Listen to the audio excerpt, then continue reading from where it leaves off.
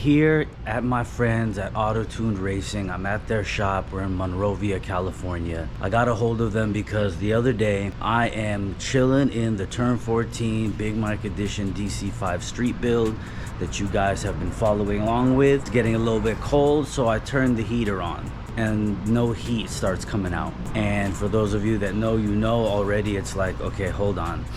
I start sniffing. I'm not getting that pungent odor of coolant. I don't know what's going on, but I know what it means when you don't get any heat coming out of your heater when you have the heat all the way open to hottest. So here we are, checked everything.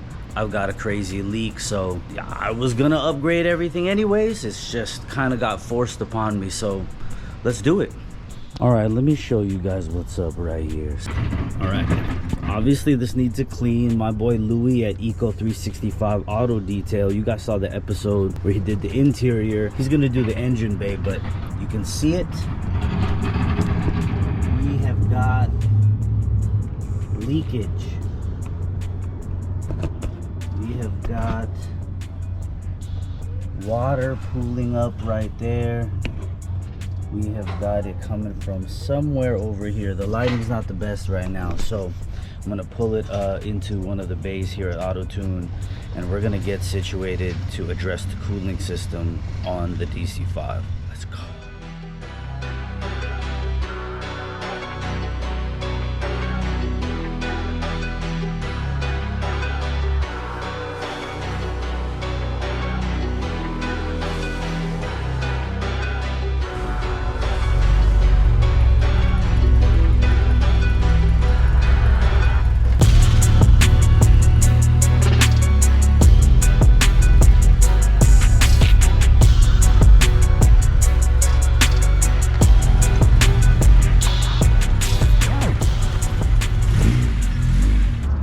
Some of the Honda projects they have here out of the way. The EK is out, the coupe is out. Let's go, let's see what's happening in here, because I hope it's just a crunchy hose. Could be the radiator, but let's find out. Let's go. Luckily with this thing,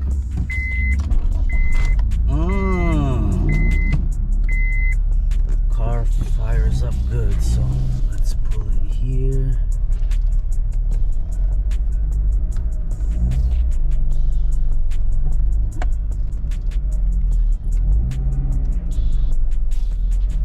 As soon as this happened, regardless of whether or not it was just a cracked upper or lower hose or a stuck thermostat or whatever that caused too much pressure, you know, whatever it was, I already knew that I might as well address all the cooling system. I was gonna do it anyways at some point, but I decided to do it now. So the first thing that comes to mind is the radiator, and CSF makes a direct bolt in. So I went and grabbed the CSF radiator for the DC5, some new upper and lower hoses, a new thermostat, a serpentine belt, a couple other things. We're gonna get down on it right now, so let's go.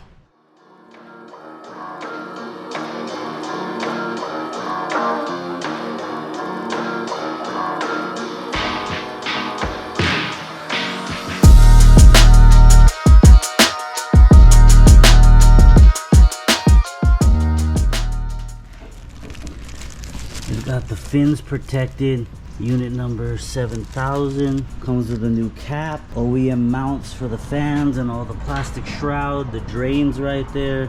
Young's over here getting down, about to take off the front, because on these cars you have to take apart the whole front to get to it, which I completely forgot about because I've always loved my 90s cars. So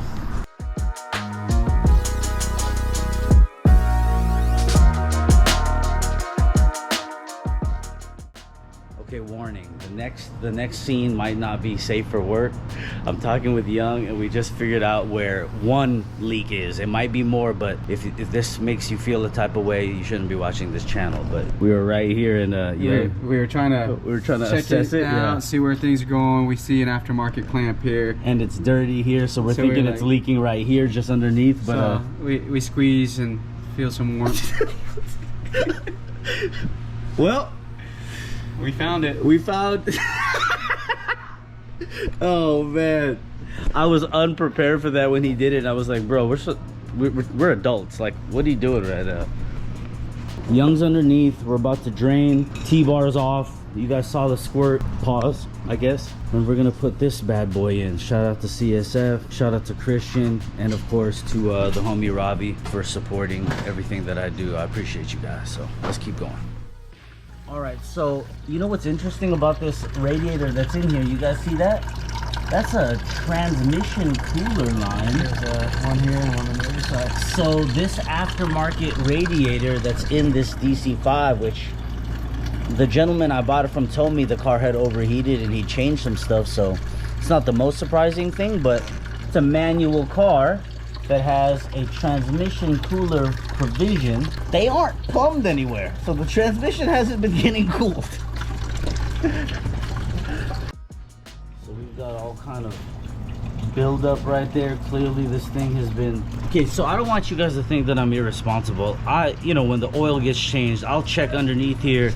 This power steering pump is clearly leaking, and I've looked this whole engine bay over a couple of times.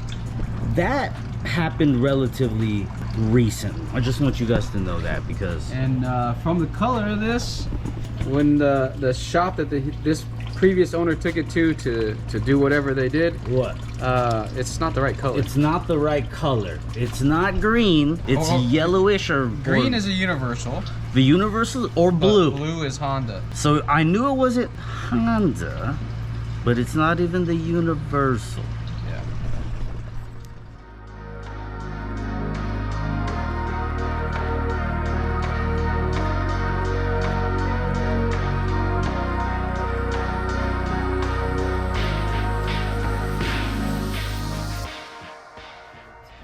Tabs, upper neck, tab, upper neck.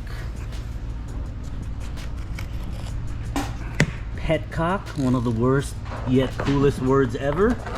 I don't know who the hell decided for that to be the word. Oh, Yeah. that's the petcock. This is the sensor port. But we just swap it. We're just gonna swap it over. Because you need it. Damn. Did this need to be changed? There's no indication of crackage. There's no indication that this is bad, but you know what? This is the radiator. You just can't And go this wrong. is the radiator she told you not to worry about. I wasn't ready for that, dude. This is you, and this is the radiator she told you not to worry about. It's buffer, it's newer, it's thicker. Shiny. Oh, pause. It's just so much cooler. It's just so much. It's just so much cooler. All right, so since they're out, I'm not gonna put the old crusty shrouds of the OEM fans on a brand new billet CSF radiator. So we're gonna clean these up. I'm gonna agitate them. Let's get that black shining. All right, getting off some of that gross buildup, just getting off some of the dirt from these Denso fans. And in the meantime, Young's switching over the sensor. Take the O-ring out, put a new O-ring in, and you shake it. I'll shake it all about. And the homie's hitting the headlights right now. The other homie's getting down right here. Teamwork makes the dream work, you know what I'm saying?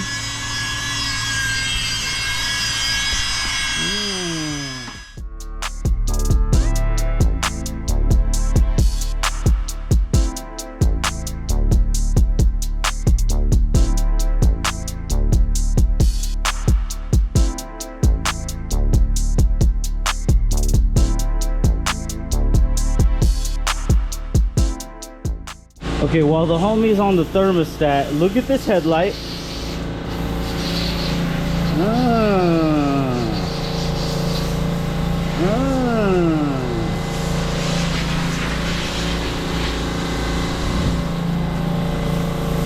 And he's not even done yet.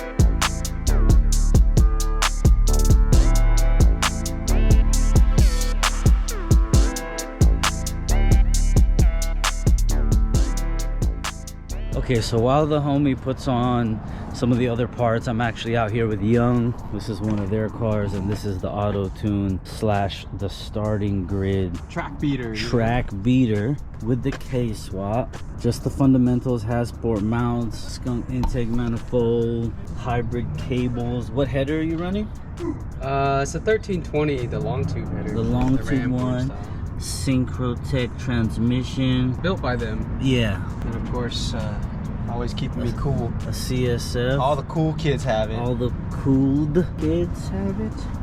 And then just the fundamentals right there, and they've beat this thing up. I've gone with them, I've ridden with them. This thing just goes, dude. The Willwood brakes, Falcon tires, Advents. It's a good looking EK. It's a good looking EK. Let me know what you guys think about it.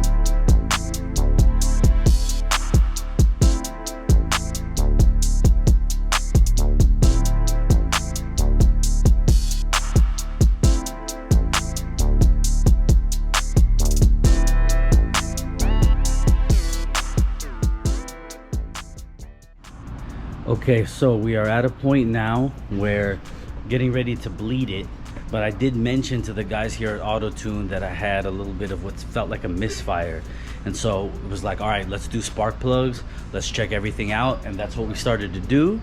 And you know what, the plugs were looking a little beat up, so address that. And then Young was looking through it, found a couple of other things going on with it. We ended up realizing that underneath the cover, right here underneath the cover, one of the COPs didn't have the bolt holding it down, and it had lifted up. And right there alone, if it's arcing, that's not going to get you proper firing. So that could have been it alone. But so we tightened them all down. They had hardware, they had clips for some stuff that was loose. So shout out to the guys at Autotuned. About to start bleeding it. They just went the extra mile, and it's dope. Look at the headlights. The homie got down on the headlights. So there's just a few extras that they did today. It was supposed to just be about the cooling system, but we addressed a bunch of other things. So I'll let you guys pay attention as we do this and keep it going.